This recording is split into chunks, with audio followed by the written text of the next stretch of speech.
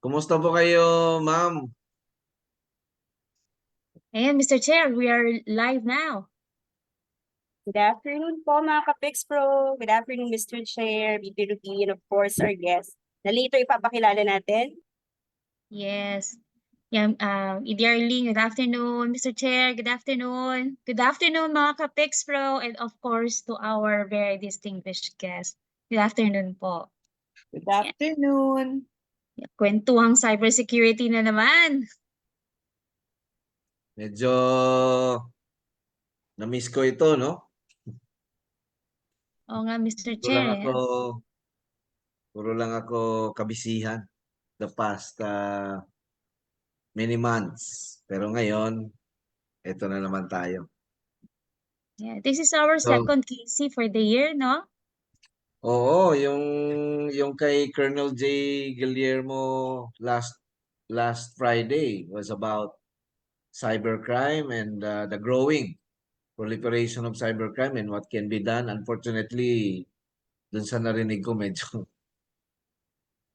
it's kung balikan natin 'yon kasi for many years ako at si VP Ruby, we were part of the advisory board of the anti-cybercrime group, the Philippine National Police. And during the first few years of the anti-cybercrime group, grabe ang effort. Raids, sabay-sabay na raid ang ginagawa, no? And really going after. And fortunately, dumadami yung nabibiktima ng phishing, scamming, pero hindi na actionan dahil yung proseso ng pag-file ng complaints, pag nasa Metro Manila ka, ubusin ang oras mo unang-una sa traffic para pumunta sa police station, no? And then kung 1,000 lang, 500 lang yung nawala sa'yo, di ka ma-prioritize, di ba? But unfortunately, Ma'am Amina, no? Yung mga nabibiktima ng 1,000 pesos, 500 pesos, good for 1 week food na nila yun. Yeah. Diba? Sila ang nabibiktima kasi yung mga teki naman, yung mga hindi nabibiktima. So, ang nabibiktima, itong mga kababayan natin na clueless talaga pag sinabihan na, i-click yung link na yan dahil nanalo ka ng premyo, i-click nila. Pag na-click na, wala na, take over na. So, it's been a growing problem, a growing issue, and we are not seeing something positive, no, in terms of addressing the social impact sa mga kababayan natin na yung 500 pesos is a big thing, 1,000 pesos lalo. Yung iba nawawalan 10,000, 25,000, but dahil sa kanilang earnings na malaki naman, so hindi masyadong sasaktan. Pero ang topic natin ngayon is equally disturbing and nandito na yung ating mga ang bilis mag-build ng ating audience. Magandang hapon mga ka-Pix Pro. Yes. Mr. Chair, batiin ko lang to, no? Ito ang favorite mo na si Sheila Quiñones. No, Oy, she's ang favorite kong watching. inaano. Yeah, she's watching, no? Hello, Sheila Quiñones. At syempre si si Torres Emcha, magandang hapon mga ka-Pix Pro. At hello din sa iyo, Jay Olaguera. Ayan, and Herald Agoma, hello. Ayan. Oy, yung So, ating si Kuya Wilfredo Calaweng, ang aking ka-Eagle sa Tres Cadenas Eagles Club. Magandang hapon. Yeah. Yes. And of course, Carlos Alberto Reyes. Buenas tardes. Pix Pro, buenas tardes, Carlos. Good Hola, ¿qué tal? afternoon. ¿Qué pasa? Ayan. Ay, paturo tayo kay Mr. Chair, no? Magaling yan mag-Espanyol. Sisi? Siso. Hanggang hola na lang. Hola. Hola. Hola. Andale. Wag na nating patagalin siguro to. Edi Arlene, no? I think Yes. itong topic natin ngayon is Yes, it is uh, very interesting topic. oo, siguro introduce na natin ng ating guest of honor ngayong case na to, which is very timely kasi this problem is growing also in cyberspace. Ginagawang ang cyberspace kasi is meron tayong tinatawag na problema nito na hanggang ngayon ay problema pa rin yung attribution, no? Pag nasa cyberspace ka, pwede kang maging anonymous, no? It provides the highest level of anonymity. So nagagawa nila yung mga iba nilang ah gawain na hindi naaayon sa batas at hindi naaayon sa maayos na gawain. Okay. So ang ating executive director na si Arlene ang mag-introduce sa ating guest of honor. Thank you very much, Mr. Chair. So we are indeed very lucky that for the second offering of our Kwentuang Cybersecurity for 2024, isa sa mga sabihin na nating tinitingala at nire-respeto in terms of public service, especially among our Muslim brothers and sisters, ang ating makakasama at makakahuntahan for our Kwentuang Cybersecurity this afternoon. So she is no less than the president of the Philippine Center for Islam and Democracy, or PCID, and the host of the award-winning She Talks Peace, which is a podcast available, of course, in one of the social media platforms na meron tayo sa ngayon. She is a member of the Board of Regents of Mindanao State University and the chosen representative, no less than chosen, Philippine representative siya during the ASEAN Women for Peace Registry in 2018. Actually, marami tayong pwedeng sabihin to describe our guest speaker for today, pero siguro one word would be an advocate. And for today, we will learn more about women, about violent extremism, and of course about cybersecurity, coming from the point of view of no less than Miss Amina Rasul Bernardo. So Ma'am Amina, magandang hapon po. Assalamualaikum. Magandang hapon, ma'am. Magandang hapon. Thank you so much, Chair Angel and ED Arlene, for inviting me to this kapihan na walang kape. Virtual coffee tayo ngayon. At mas lalo ako nagpapasalamat for the support and the participation of PIXPRO when we were doing this research. As sinabi nga ni Chair Angel, now we have so many problems when you're talking about the cyber world. So kayo, because most of you really are with the private sector, you have to contend with problems like hacking of banks and corporations, yung making sure that we follow AMLA at walang nakakalusot. Although alam naman natin, maraming magagaling dyan na nakakalusot. And that we have to be constantly vigilant, looking at how to respond. Kasi nakikita ko, you come up with a solution, pero ang bibilis gumalaw nitong mga nag-infiltrate ng internet natin, yung itong mga experts who perpetrate scams, and worse, who perpetrate schemes to recruit people over to their side to commit violence. Or if you watch what's going on in the United States, for instance, itong problema nila na because of the nakikita natin napaka-polarized ng politics nila. And this is because yung mga kampo, like itong mga supporters ni Trump and the supporters of the Democrats, they seem to be only getting fed one perspective of what's happening in the world. And that's really worrisome kasi dati, nung wala pa itong social media natin. Dati, if you wanted to form an opinion, you rely on newspapers, you rely on radio reporting, on TV reporting, and there always seemed to be this standard.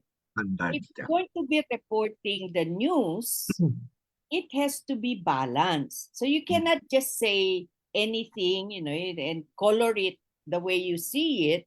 Kailangan may balance yan. Pero as we see in the United States, for instance, more and more, yung version ko ng katotohanan, yun lang yung i-feed ng network na pinapakinggan ng isang grupo. And what that does really is to divide communities. So, yan, yung mga tinatawag na hate crimes online. And then the fact na itong mga social media corporations natin, these giants who have algorithms to expand their base, hindi naman masyadong careful yung kanilang algorithms na nangyayari. If I'm, for instance, a supporter of if I'm pro-life, I get fed only information about pro-life. If I am pro-choice, I get fed information only about pro-choice. So parang yung magiging worldview ko is everybody thinks like this. Therefore, it must be real. Yeah. And here in the Philippines, we have to contend with that. Plus, alam nyo naman na after 9/11, itong violent extremism, itong mga terrorism who use religion as a flag, has come to our shores. They're here in ASEAN, they're here in the Philippines, and they are so good at using social media. So we did a research last year. This was funded by a Geneva-based group, Global Center for Cooperative Security. And PIXPRO, nagpapasalamat kami that you worked with us on this and you really gave us a lot of very useful information about how social media, how the internet is being used in our country to recruit, to indoctrinate members of extremist organizations. We also looked at how social media is being used, for instance, to use hate speech to radicalize people, especially the young and especially women. So I don't know if we can use the PowerPoint, Arlene, or kwentuhan na lang. Mr. Chair. Yes, ma'am, you can go ahead with your slides. Okay. So, ito yung title nung study that we did, Women and Civil Society for Peace and Security, Messaging and Counter-Narratives. Next slide, please. And actually, it's part of a bigger research that we've been doing for many years. How do you counter violent extremism and how do you neutralize hate speech and disinformation online? Next, please. So yung study that we did, supported by PIXPRO, really, thank you so much for your feedback. Yung aim namin really was to, as it says here, we identified the factors that make people, especially women, vulnerable to recruitment and radicalization. Ano ba yung recruitment methods nila? And we also discussed how do you counter it? What are the effective strategies for countering extremist narratives and promoting sustainable peace? Now, the good thing in the Philippines is that government actually started over 10 years ago the formulation of a national action plan for prevention of violent extremism. At kasama na riyan yung how do you counter it online.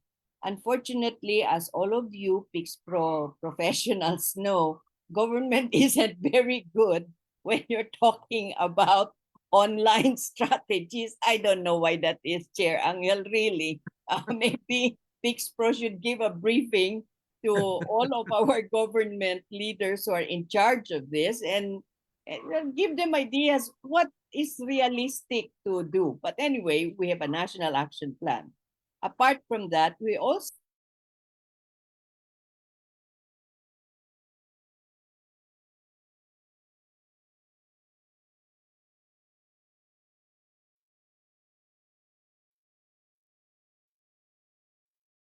Nag Naghang si Ma'am naghang si Amna. ma'am. Ma'am? Yan na si ma'am. sorry. Naghang kayo kanina, ma'am. Go ahead, ma'am. Yes. Go ahead po. So we have a national action plan for women, peace, and security. We are the first in Asia. Our government is the first in Asia to formulate this. Nag-launch ng fourth plan, a 10-year plan last December. And part of the national action plans for women, peace, and security, and also for prevention of violent extremism, yung try to look at how do you neutralize itong mga recruitment strategies. So yung research namin, we hope, helps to make our national action plans more effective. Next, please.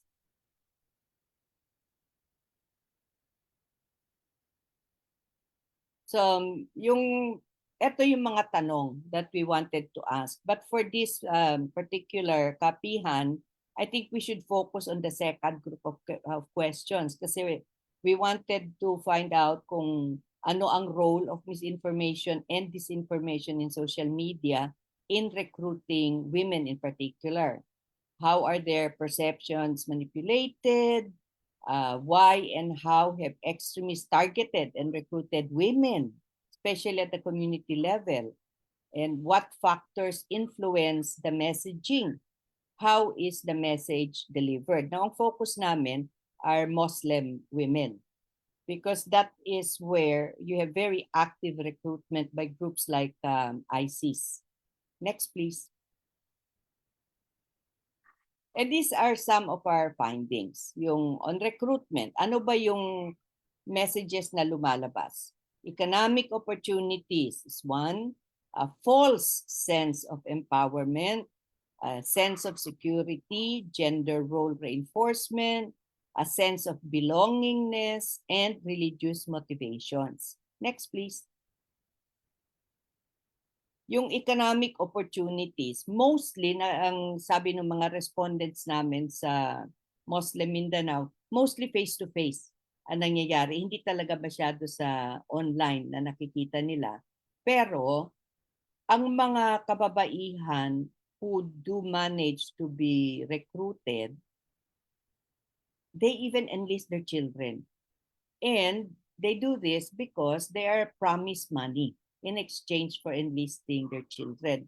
At ang promeso naman sa kanila, yung mga children nila parang mga tagabantay lang o kaya tigadala ng message. So they're not going to put the children in harm's way. And why do the women do this? Because in these areas, especially in the conflict-affected Muslim Mindanao area, poverty is still very high. There has been some slight improvement as shown by the Philippine Statistical Agency, for which we should actually congratulate them, no? The Moro Islamic Liberation Front who are now in charge of the Bangsamoro Autonomous Region. Kasi during COVID, the survey after COVID showed na there was a slight improvement. So umabante ang BARM compared to, I think, the Caraga region in Mindanao. So in spite of that, poverty is really a major problem in many areas of Muslim Mindanao. And this forces the women to find easy ways of getting money, like enlisting their children. Next, please. Sense of security. Ito, nakikita namin parate online. And yung mga respondents namin, young people, young students in Metro Manila, mga professors and professionals in Muslim Mindanao, they are more or less unanimous in saying na one of the important messages na ginagamit itong mga extremist groups nito, kung sasama sila, they will be protected by the extremist group, whether it is Abu Sayyaf or ISIS. Etong quote neto, galing ito sa isang study na ginawa ng Rappler. And they said that when they interviewed Abu Sayyaf kidnappers of journalist 𝐂𝐸𝐶 Drilon in 2008, etong mga kidnappers pointed out they joined the group because of their family or for protection. By joining, they become part of a gang. They're given a job and a gun. And when you have a gun, syempre, you can protect yourself and your family. Next, please. The illusion of empowerment. Alam nyo, when non-Muslims look at Muslim women, they always think of Muslim women as very timid, prevented from going out of the house. Actually, that's not true. Because in many areas in Muslim Mindanao, like businesses are run by women. So they are economically empowered. But yung mga nire-recruit, because they are from poor communities or maybe because they have very low education, nagagamit ito to entice them to join extremist groups. The promise, not just of financial opportunities, pero parang upgraded yung kanilang social status because they belong to a feared group. So yung mga narratives na nagagamit nitong extremist groups neto or yung mga recruiters na, you know, if you join us, you are part of the great jihad, you know, fighting for your faith, fighting for your community, so you become a true Muslim. And actually, that is wrong. That is a misinterpretation of the Quran. Pero that message is powerful, especially if you are, you know, not so educated. And you know, in Muslim Mindanao, ang illiteracy rate doon is more than 30%. So prime candidates ang mga yon for recruitment kasi they don't know kung ano yung katotohanan. They will believe what is told to them, especially kung convincing yung argumentation. Next, please. Role reinforcement. Ngayon, yung mga extreme fundamentalist Muslims, they always push the idea that women should only be mothers and wives. Their role is in the home. In fact, they don't want women to get employed. But unfortunately for these extremist groups, padami ng padami kasi yung mga OFWs na Muslim women because they are preferred in the Muslim countries to be nurses and caregivers, yung mga nannies. So may mga economic, financial independence ang mga yan. But for those who cannot go out, ito yung ginagamit na messaging ng mga extremist groups na if you are part of this group, you become independent. You become a self-propelled propelled actor. And you are doing something of value to Islam, something of value to your faith. And you know, your reward, if not here, it's going to be in heaven. So ang mga kababaihan na mababa ang education coming from very poor communities, they start to believe na this is a way for them to not be a second-class citizen, but to be an empowered woman. And very effective itong messaging na ganito. Next, please. Ito, belongingness. This one, I think this is a strategy and a messaging that's used by many organizations, political, whatever. But in the case of violent extremists, they know, for instance, yung target audience nila, they really look for, especially young women, who sort of feel alienated, isolated, who feel na they're not being treated well, but their families, they're being overlooked. So they're given messaging to make them feel the unimportant member of the group. And always they use Islam to say na this is what God wants us to do. They want us to create this Islamic world where we are, we are dominant, where, our faith is going to support us so that we become politically, economically empowered. But we have to start by joining this group that's going to change the environment. So again, very effective messaging by extremist groups. Next, please. Religious motivation. As I said in the previous factors, always underlying the messaging is a strong religious motivation. And here, the recruiters are very good at distorting the teachings of Islam. And I have to reiterate here because in Muslim Mindanao, our illiteracy rate is over 30%, more than 1/3 of adults are illiterate. It becomes easy to put this messaging out, convince others, because the people that they're trying to convince, the women that they're trying to convince, cannot read the Quran, they cannot read the English text or Tagalog text or Tausug text of the Quran. So they believe what is told to them. Especially kung ang nagre-recruit magaling magsalita o magaling magsabi. Kung ano ba talaga ang sinasabi ng Quran tungkol sa issue nito. So religious motivation has become extremely effective in recruitment. Next, please.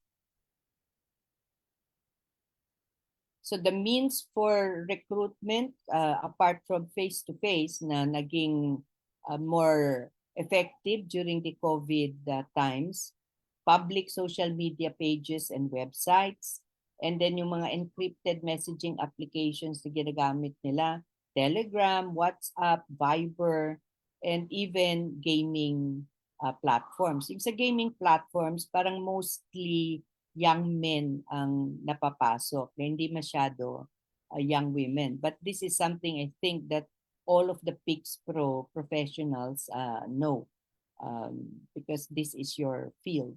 Next, please. Ma'am, bago ko makalimutan, ma'am. Yung merong insidente sa France noon na may acts of terrorism. Tapos puzzled yung intelligence community dahil hindi nila yun na intercept. Sa investigation, lumabas na nag-uusap sa chat messaging platform ng isang online video game.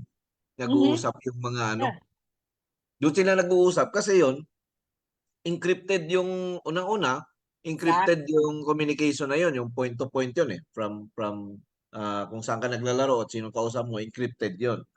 Tapos, wala nag-expect na yung mga terrorist, maisip nila yun na dito tayo sa games para lang tayo naglalaro. So if we create our own channel, wala talagang makakakita kung wala tayong i-admit na So yun, naalala ko lang doon sa recruitment din nila ginagawa sa mga games din pala. Yeah. And dati-rate when I would see my sons play video games, dati-rate when they were kids, wala masyado yung chatting. So, di ba, yung opponents more from other places, you play online.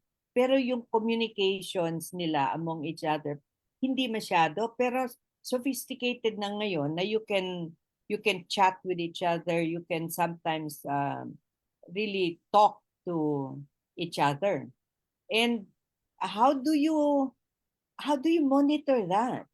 I do not know of any kind of a monitoring system that's being done by our government. I don't even know that there's any kind of monitoring that can be done by even Western governments. Kaya Kamay.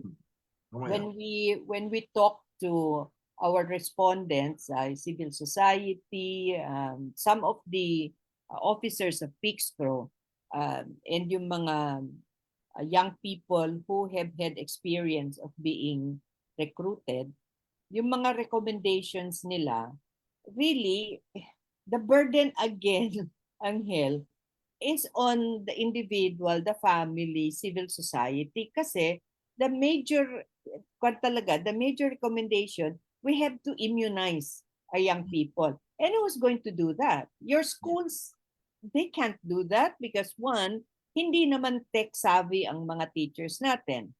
Number two, sa dinami-dami na kailangang ituro ng mga teachers natin sa mga estudyante, how are they going to find the time to train themselves on how to do this? So when you talk about the major, the most effective, sa nakikita ng mga nakausap namin, the most effective strategy is really education. But that by itself is a major problem because, as you know, parents have so much burden already trying to make a living, to take care of the family. How are we going to do that? But the thing is, time and again, when we have our conversations, that always comes out as a very effective means of combating. So, kailangan pag-isipan yan ng mga educators natin at ng gobyerno. How do we get parents the training that they need, the information that they need so that they can educate their children Kasi- about how not to be lured by groups like this. Hindi sila malulure ng ano yan, yung Nigerian prince. Actually, yung nasa mga games chat platform, hindi lang mga extremist or recruitment ng extremism ang problema natin, pati mga pedophiles nandyan. Ay nako, sinabi mo. Nag-ano ng mga bata. Yeah. And So, ang ano how natin is dyan, our ma'am? government addressing that? Kasi 'di ba, nararapat lang talaga, it is government that has all the resources to put together an effective strategy and to implement it. So yung panawagan namin, sana naman ang DICT, which is supposed to be the department that would support the implementation of strategies, sana naman medyo magbigay sila ng more resources so that a strategy can really be formulated and maybe reach out and do the same so that you have a network between DepEd, CHED, DICT, yung nag-implement ng National Action Plan for Prevention of Violent Extremism, in the secretariat dyan is DILG. So since meron naman tayong National Action Plan, mano ba naman na magkaroon ng more effective synchronization of efforts so that we can do something to neutralize itong recruitment online. And let me just say na you might think na konti lang naman ang nare-recruit, malaking problema ba yan? I mean, does government really have to pay attention to this and expend resources? Just remember, 9/11, ilang tao lang yun. How many people caused 9/11? A dozen? Yung 4. So if kung ganun yung ratio, kailangan nyo nip it in the bud, di ba? And if you're going to nip it in the bud, you have to look at education, you have to look at development of positive messaging to counter violent extremism and itong messaging online. Yung isa sa nabanggit sa amin na effective messaging is the use, for instance, of humor. And I found out that some countries, I think it was India and Indonesia, they have a strategy that used humor. So they put these little videos online And if you haven't been recruited yet and you see their videos, not only na matatawa ka, pero you realize how you are being hoodwinked to join groups na ideally you would really not want to be part of. So, ito yung some of the recommendations that were given to us, and yung what would be of most interest to PICSPRO, apart from nga yung countering, having an effective strategy and providing the resources to have this strategy, na kasama yung ibang agencies, kasama private sector. The one other recommendation is what we had been talking about earlier, yung enhancing cybersecurity and monitoring. And on this particular recommendation, Angel, alam ng mga kausap namin kailangan gawin ito, pero hindi nila alam how. Kasi hindi naman sila in that field. They just know it has to be done. Because if you cannot monitor the gamers, for instance, and nire-recruit na pala yung kabataan ng ISIS, how do you neutralize it kung recruited na sila? If it only took a few people to cause 9/11 or to cause the, for instance, yung bombing sa Marawi, yung first Advent, di ba? Last December. So, ilan lang yun? Siguro mga 1, 2, 3 tao lang who caused that bombing while our Catholic friends were having their first Sunday Mass.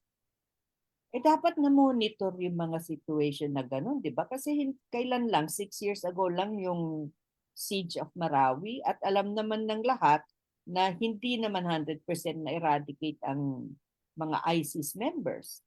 Remember, ang Muslim Mindanao, kahit na may peace agreement na tayo, and it's a working peace agreement, maraming galit pa rin sa gobyerno. At maraming hindi pabor dun sa peace agreement, and they have allied themselves with ISIS. How do you monitor yung mga recruitment processes nila? So, ito yung mga recommendations na lumabas. Ito yung snapshot nung research na ginawa namin. And I was really hoping, Angel, that maybe with PICSPRO, kasi maliit lang yung pondo namin to do this. So mga focus group discussions lang, key informant interviews. Pero we were really thinking na perhaps with PICSPRO, we can think of a bigger research project and do it nationwide. So that we're not just looking at the violent extremism that's Muslim related, but you can look at hate crime, itong paggamit ng internet to divide us, because I can see it coming. In the US, for instance, di nga ba yung mga pro-lifers, some of them actually became extremists because they were bombing abortion clinics. It's okay to push against abortion, to be pro-life, that's fine. But the arena is supposed to be the democratic arena. You talk to Congress, you talk to the executive, you don't bomb a clinic. And what worries us, yung mga ganitong klaseng extremism, dumarating na rin sa atin. Kasi, we are an interconnected world. If they have pro-lifers there na extremists, I'm very sure meron din silang mga kasama na nandirito sa Pilipinas. So, what do we do? Pero kasi kaming, Angel? ma'am, doon sa isang recommendation na yung sa messaging, no? Kasi we are about to launch our short training platforms, no, Arlene, yung sa ating for mobile and even for web. Wherein we can include contents that has something to do with the counter messaging or any visually available na messaging like videos or anything, we can put it there. Then we can blast this short trainings or short videos also to the whole country, no? So hindi lang about cybersecurity, hindi lang about cybercrime. So focus also on the educating our parents and the youth about possible recruitment on violent extremism. Pwede tayong maglagay doon, ma'am, ng mga contents. Yung Yeah. nga lang, we're gonna need also the assistance from PCID kung anong content ang ilalagay natin, no? Yeah. We'd be very happy to do that with you. Especially since yung sabi ko nga na hindi na isolated itong recruitment by Muslim affiliated extremist groups. Lumalawak. What worries me, for instance, yung troll farms. During the Duterte administration, we saw that to great effect. Na civil society essentially was minimized ang kanilang participation kasi magsabi ka lang ng against, no? Prevailing, like okay, let's talk about the drug war. Magsabi ka lang na yung addicts may human rights, isang katutak na trolls na yung mag-a-attack sa'yo, and yet what are you really saying? You're just saying what the science community knows, na drug addicts are sick. They need to be treated. But when you say this, you get attacked on social media. So we noticed nga during those years na medyo tameme ng konti ang human rights organizations, yung civil society organization. So messaging that strengthens human rights, strengthens rule of law, right? Respect for democracy, participating in elections. More messaging like that essentially would counter itong effect ng mga extremist groups who are saying, no, patayin mo na lang po. Addicts lang naman yan eh. You really do need to counter lines like that kasi medyo inhuman naman yun. Pero wala na nag-iisip na inhuman yun. My goodness. So maganda nga, ma'am, kasi dito sa strict discussion on cybersecurity and digitalization, no? I don't think na-consider itong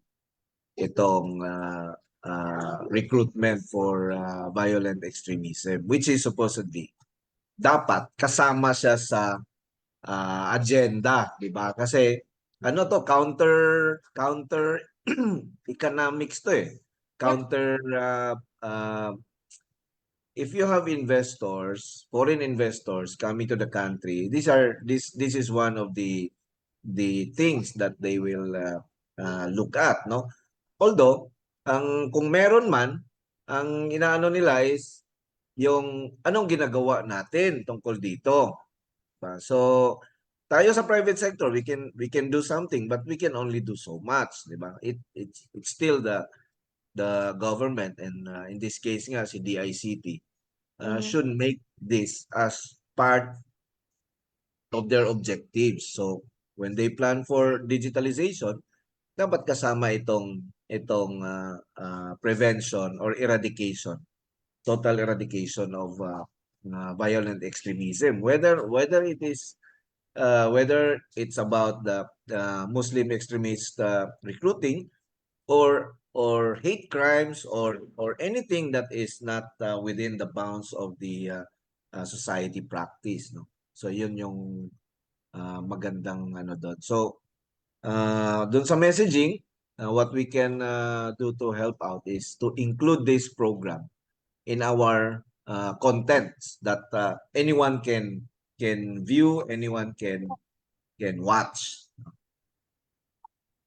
Yung mga, I was thinking, Angel, because you have contact with influencers, for instance, those who have like a gazillion followers, a word from them about you know, human rights, that's going to resonate. A word from them about the importance of peaceful resolution of conflict. Kung meron kang galit, hindi mo kilala at medyo naiinis ka dito sa grupo na nasa community mo, but to resolve whatever issues peacefully, influencers can do so much. But when influencers become trolls, nako!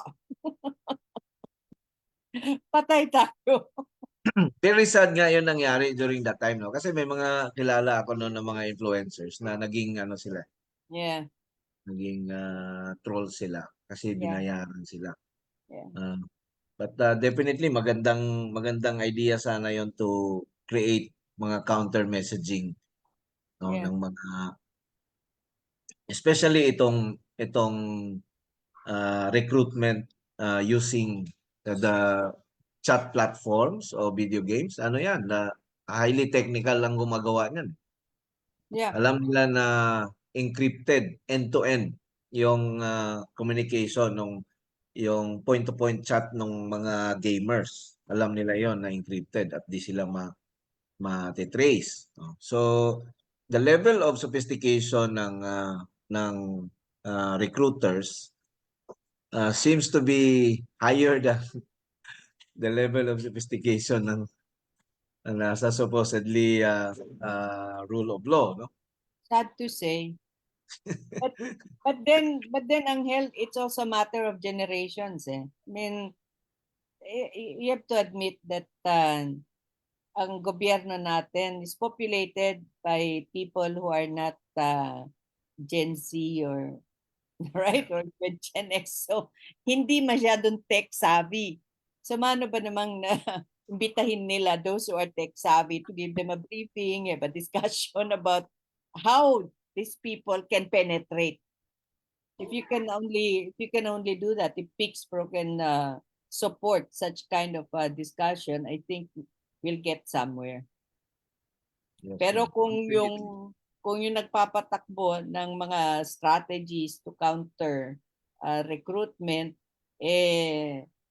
hindi alam kung ano yung TikTok, hindi, medyo alanganin ang strategy implementation natin. Andyan si Press Ace, oh. Press Ace. Press Hi, A, Mr. mag-greet Chair. Nasa to the hospital pa joint ito. na. Ma'am Hindi Amina, nakatiis. hindi ako nakatiis talaga habang Hindi nakikinig. nakatiis. I just had to join. Hi, VP Ruby and ED Arlene. Just to chime in, no, while we still have a few minutes, habang tinitingnan siguro ni VP Ruby tsaka ni ED Arlene yung mga questions or yung mga comments ng ano natin, audience. I'd just like to chime in, if it's okay, Chair. Yeah, go ahead. The floor is And yours.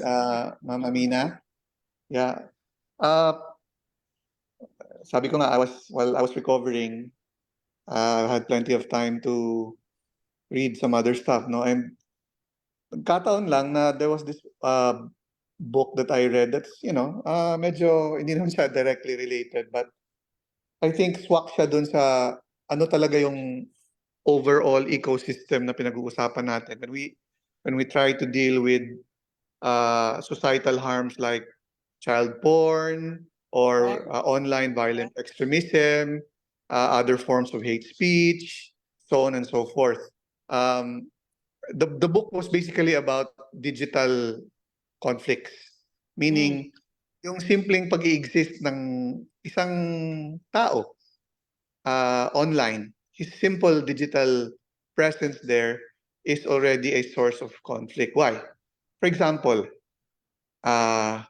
Maya ka or GCash holder ka. A simple transaction which you've done dozens of times over the course of 7 times a week, biglang may isa lang ay nagkataon ang laking transaction involved. A simple credit card transaction can go south so many ways. Paano? Pwedeng ma-clone yung credit card mo.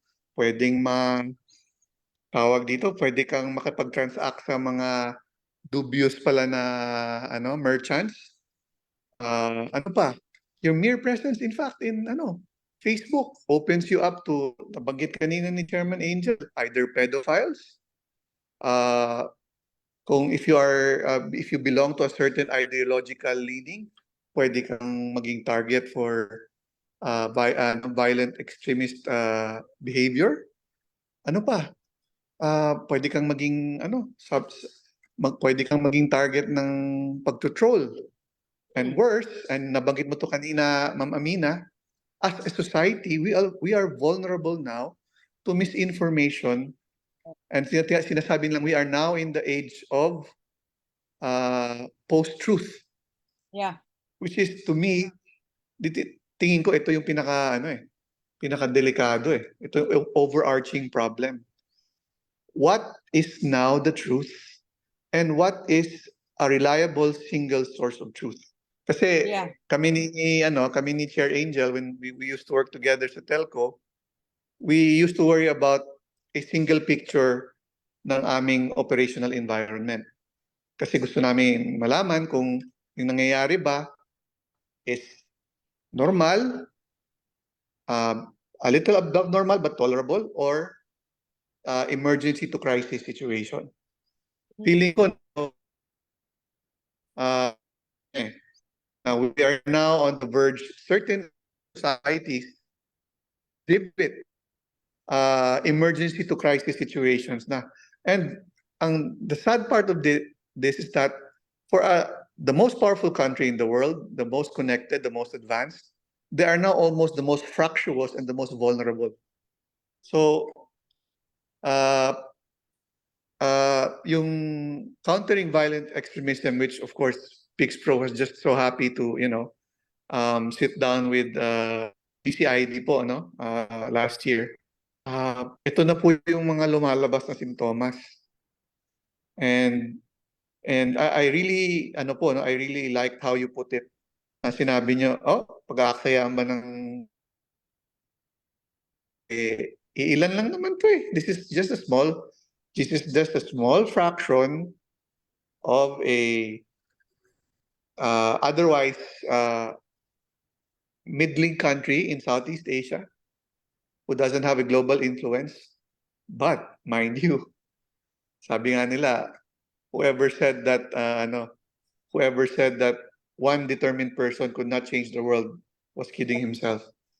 So I think yun lang eh. Ang problema kasi natin, that unfortunately that determined person happens to be on the wrong side of the law. So mukhang marami po talaga tayong gagawin. And like you said po, it takes more than PCID, more than PIXPRO. It takes another P. Alam niyo anong P yun? The Philippine government to get into this fight. And we can only do so much. But of course, we have to do our part, definitely.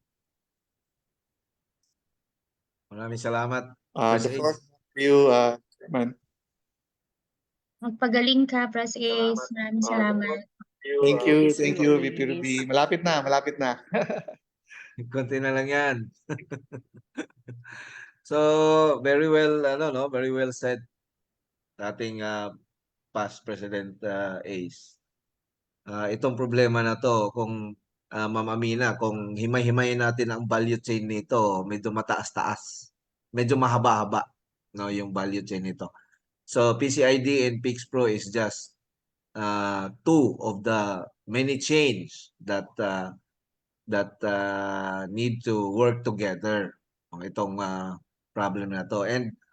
And sabi mo nga, Ma'am Amina, they don't need to recruit hundreds or thousands.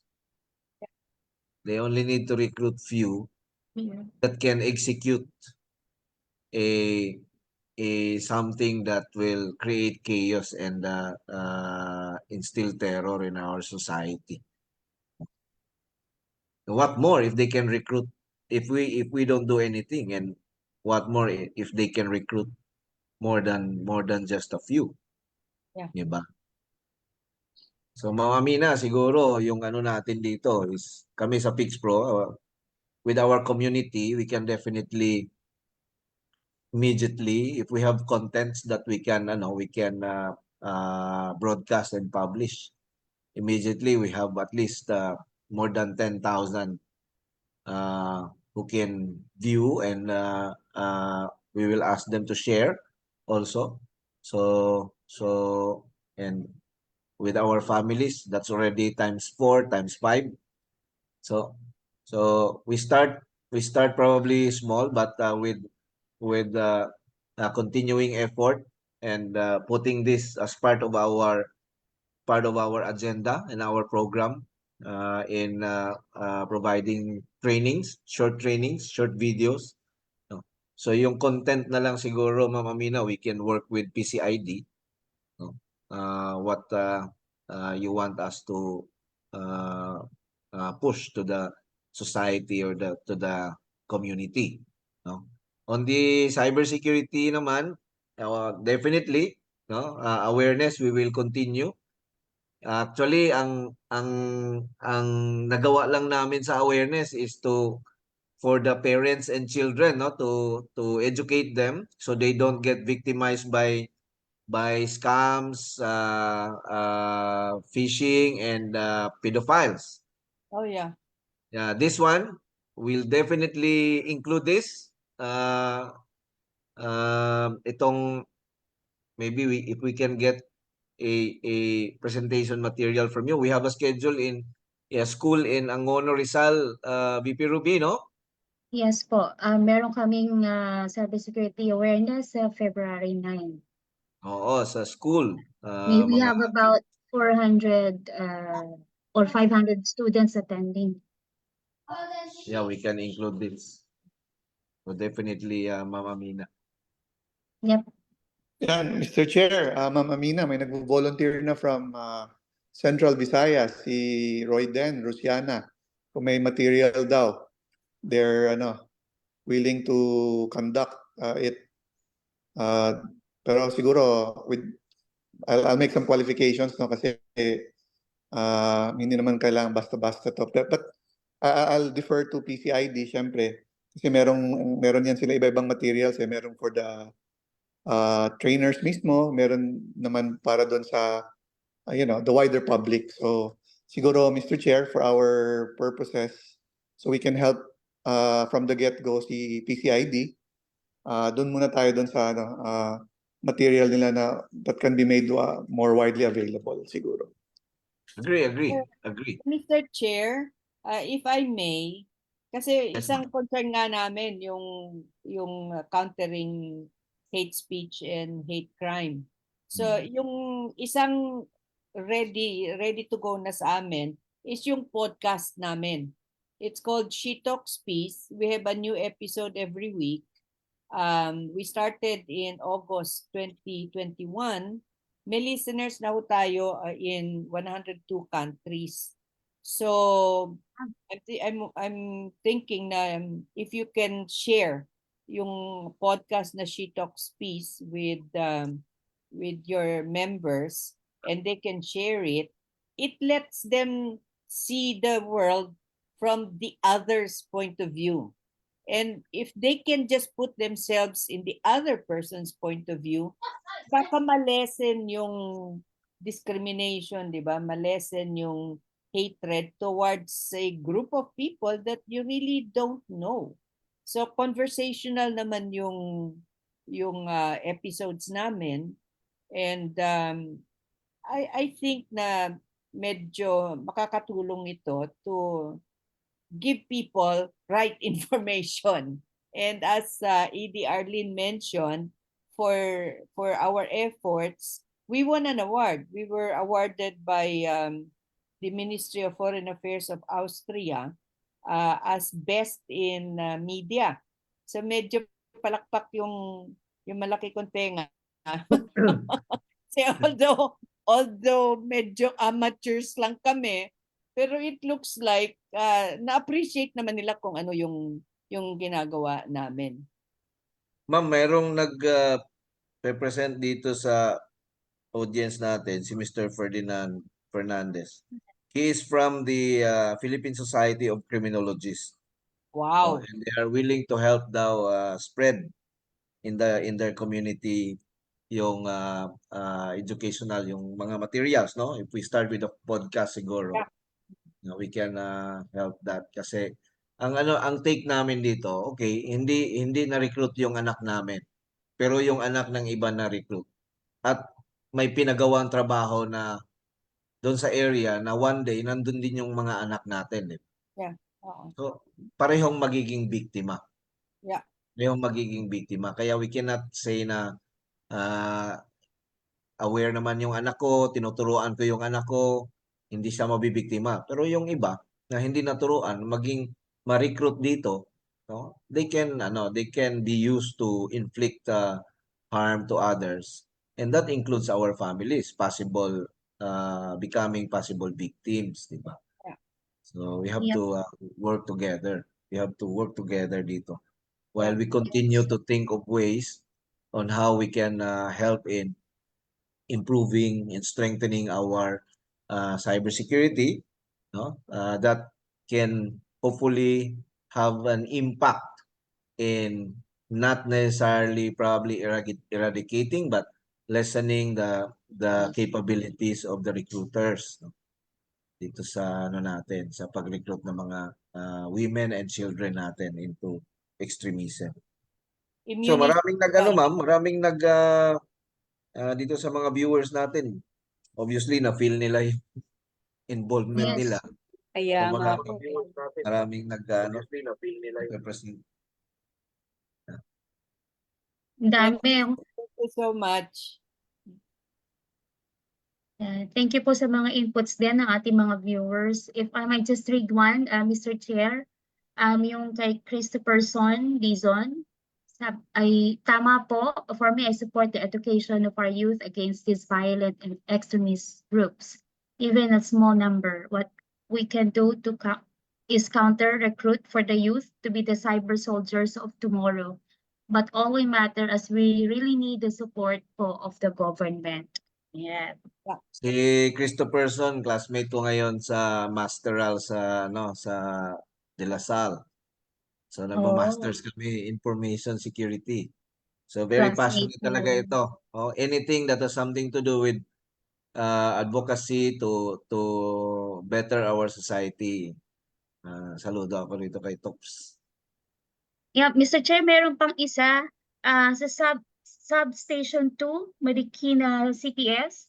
We can also share the materials during our discussion in different schools. We are from Marikina. Ano ito? Yan po, PNP ito. natin. Yes. Yes. Very good. Actually, mukhang po nga po ang mga taga Marikina. Another message po coming from Hazel and Asoy. Good day. We can include this topic in our seminars for criminology students. Thank you for the very informative discussion, Ma'am Amina. Thank you. That's very, very encouraging, Chair Ace, and to all of the members, especially officers of PIXPRO. It's really unfair that the burden is laid on our shoulders, tayong nasa civil society, private sector, kasi we really don't have all that much resources. But the thing is, if we do nothing naman, alam naman natin na medyo hindi kaya ng gobyerno, di parang ano ba yun, you're just shooting yourself in the foot. So whatever it is that we can do, especially if we do it together, it's going to matter a lot. So papasalamat kami talaga sa PIXPRO. And it was serendipity talaga na nag-connect ang PCID with then President Ace. Kaya Ace, magpagaling ka. Yes, ma'am. I know how you feel, ma'am. And I know how Chairman Angel, VP Ruby, and the rest of the PIXPRO board feels. Because the fight will still be long and hard and sometimes lonely. So I know what you mean, ma'am. Salamat po. I'll be back in harness soon. Don't worry. Okay, so Arlene, medyo lumalagpas tayo sa ating Yes. baka nagugutom na ito. Ka nag-echo, Arlene. May isang Ay, monitor ko. Apo, ang dami kong monitor kasi dito, Mr. Chair. Ang daming nanonood. Anyways, I think kulang na kulang talaga ang isang oras. But definitely, this is not the last discussion that we will have together with PCID and of course with Ma'am Amina. Thank you very much po for sharing your presentation, the result of your study with us. And hopefully this will kickstart the partnership between PixPro and PCID. So maraming salamat po, Ma'am Amina, sa pagpapaunlak niyo po sa amin sa episode po na to ng Kwentuhang Cybersecurity. Thank you so much at hanggang sa susunod. We're always here. Thank you. Maraming Yes po, ma'am. salamat po. Hindi tayo natatapos dito definitely. Sabi nga ni Arlene na we will push through with our partnerships with PCID, and we will definitely help in any way we can to achieve the mission, accomplish the mission, and achieve the objectives. So, ma'am, maraming salamat po. Always very productive to speak with you, and very informative. On behalf of the Board of Directors and the National Officers of the Philippine Institute of Cybersecurity Professionals, kami po ay nagpapasalamat, and again we give you our pledge of support, no, para dito sa advocacy po ninyo, ma'am. Thank you and more power to PixPro, Chair. Thank you, ma'am. Thank you, ma'am. ma'am. Maraming salamat, Maraming mga salamat. Kapix Pro. Bye. Ingat po kayo. And Happy as we usually weekend. say, dahil Biyernes na, sa PixPro, Walang weekend. weekend. Walang weekend. Walang weekend na 2024. Happy lang, walang Happy lang. weekend. Weekend. Maraming salamat po, Sige. Ma'am Mga Amina. Kapix Pro. Thank you, mga Kapix Ingat. Pro. Take care po. Thank you, Ma'am Amina. Take care. Thank you, ma'am. Bye. Mabuhay. Mr. Chair. Cyber Thank you, Ranger, Mr. mabuhay Chair. ka. BP Ruby. BP Ruby. Mabuhay Thank po you. tayong Thank you lahat. so Bye-bye. much.